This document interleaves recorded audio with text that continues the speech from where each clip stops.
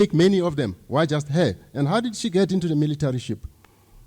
Which was it was very difficult for even captains to have their wives in the military ships of the British Royal Navy.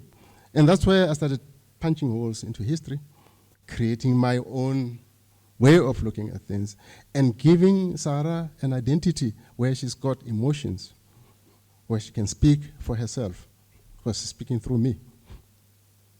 So when you read the book, bear this in mind, the conventional history, what it says about her, and try to fuse that with what I am saying in the book. Obviously, the image is misleading because we can see all the people that today, Sarah has got a lineage of people. We can see these people. We see them every day. They don't look like the monstrosity that is being represented there. Can we look at the slide here? This is Sarah Baartman, and I put a question mark there because I don't believe in that. By the way, the camera was not even invented at the time when this was drawn. Continue. These are the women that we see today, the lineage of Sarah Baartman. They don't look anything like what was drawn there. Yeah, we can just say, okay, the past is the past, let's just forget about it. But I felt the need to make it right. Because these are beautiful people. Show us another, I think it's a video. It's a slide. Yeah, more, go back, sorry. Go back. More than likely, she probably looked like on the right there. But then she was misrepresented like that. Continue. African women, and you're the genetic reproductions of our mother, were considered the most beautiful women on the planet for thousands of years by all of the civilized people of the world. The Greeks thought so much of your beauty that they named 2 star constellations after you, Andromeda and Cassiopeia, the two most beautiful star constellations that are in heaven. They say that they have all of the beauty of the setting sun, hair which is alive, and a figure incomparable even today. So I don't want you to think that just because we went through 400 years of horror where they were saying you were ugly, that you believe that, because you're the most beautiful people, because you are imitated by everybody. So I want to say that before we get on to the discussion.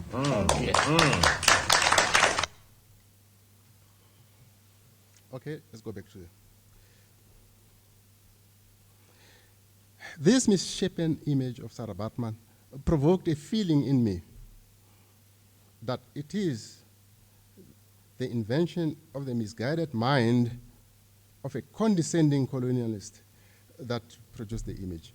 Yes, ladies and gentlemen, history turned a blind eye on the true beauty of Sarah Baartman, making it, if you like, a little dirty secret to be swept under the carpet of colonial imperialism. Bear in mind that Sarah died before the invention of the camera. And I intend to elaborate a little bit on the evolution of the camera in a short while. Sometimes history, as far as I'm concerned, history can lie. It depends who's writing it. This is called self-preservation. An African proverb says that until the lion can learn to write, the story of the hunt will always favor the human hunter who can write the story. You never get the story from the other side. A few years after the death of Sarah Baartman, European and American upper-class women embraced her figure. The lady showed her the vaudeville in France. With the introduction of the Victorian era, of the bustle, the corset, and the hoop. This was a direct mimicry of Sarah Baartman's physique. Think about it. These were the same British people who vilified Sarah Baartman. It was the British Queen Victoria, daughter of King George III, who championed the Victorian era. How fair? How unfair can that be? How unfair? Clearly, this was planned by the imperialists, and its brainwashing effect was meant to leave a trail of devastation in the minds of the Africans. As she said, vilification of the African person. In essence, the British Victorian fashion era came about as a response to the French vaudeville fashion, which she spoke about, because it started in France. When she was in Britain, the British didn't really do much about her until, now I'm revealing the plot in my book, because I mean, she's got to have to battle to get to France, but anyway. After Sarah went to France, French women regarded her build as a sensuous threat, which attracted the attentions of their husbands. Sarah's association with French theater promoted the evolution of the vaudeville fashion. Comedy. Ever ready to outdo the French, the British jumped the gun and launched the Victorian era. Can you show the slide? Now, Sarah has died. Suddenly, about a couple of years after she died, she was a monster. Now, these ladies are not monsters. You know, I mean, you can see the concoctions that they go to. And then they mimic the shape. They mimic the waist. They mimic the behind. But just accept it. Now, if this is not imperialism, then I don't know. And the fact that this came to pass speaks volumes. Speaks a lot of volumes. Can we speak about the camera, which I said I'll talk about? Let's just slide it.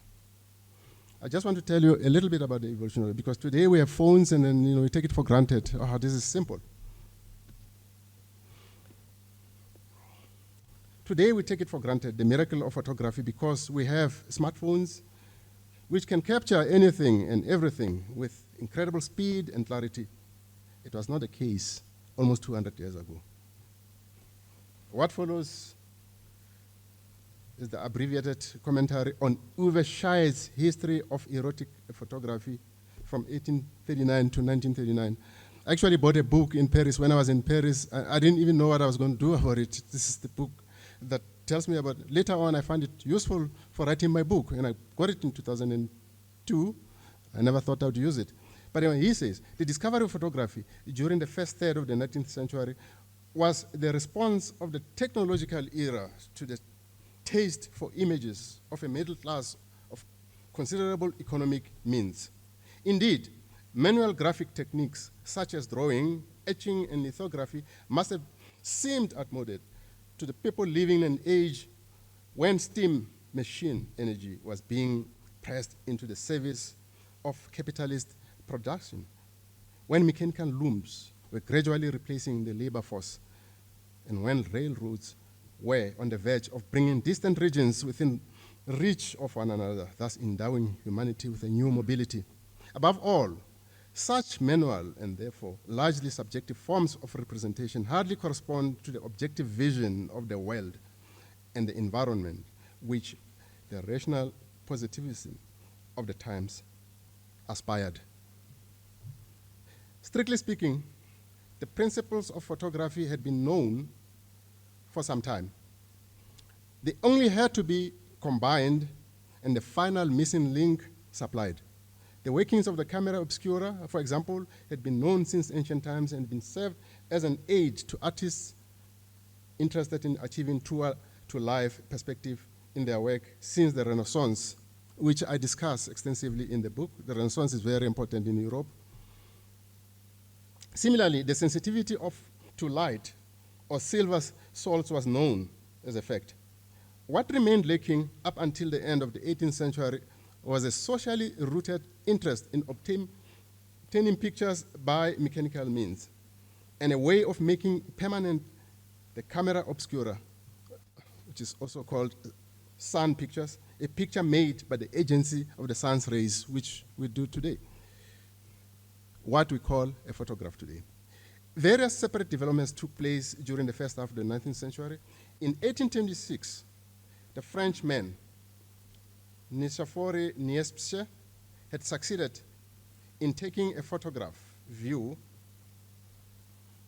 from his workroom window by using a bitumen coatings on a copper plate. Since 1834, England's Henry Fox tablet had been successfully experimenting with sensitized paper negatives. And by 1837, Louis-Jacques Mandé Daguerre, a French artist, had succeeded in producing the type of photograph which was named after him, the daguerreotype. Eduardo and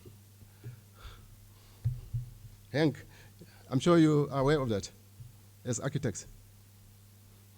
Okay.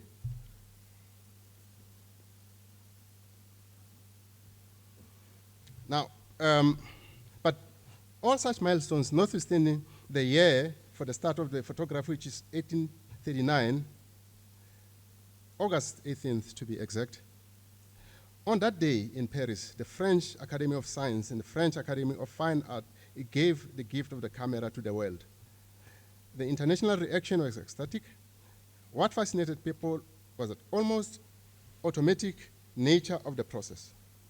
The words of an art critic, Jules Janin, this time it is no longer man's unstable gaze, distinguishing shadow and light from a distance, no longer his shaky hand that captures on short-lived paper the capricious form of the world.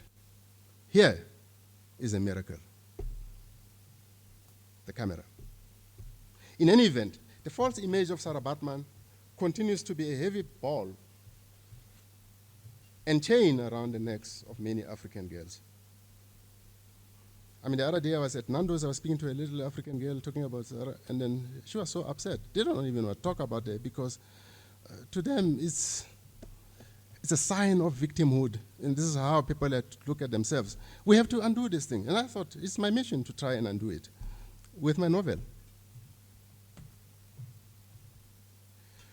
Be that as it may, Sarah Baartman did not suffer alone. When I did my research, I found she didn't suffer alone when she was in Europe. If we consider the plight of women, and all women through the ages, how about the sati, a Hindu practice, now largely historical, in which a widow sacrifices herself by sitting atop her deceased husband's funeral pyre. When the people burning the husband, then the woman had to throw herself on top of the fire because the husband is dead now. I mean, this used to happen in India. And of course, the British came in and sorted it out.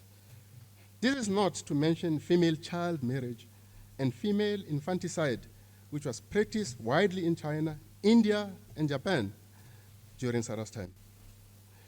To the credit of the British, as I said, Lord Bentinck, Governor General of India in 1828, passed the law banning sati throughout the company's jurisdiction in British India.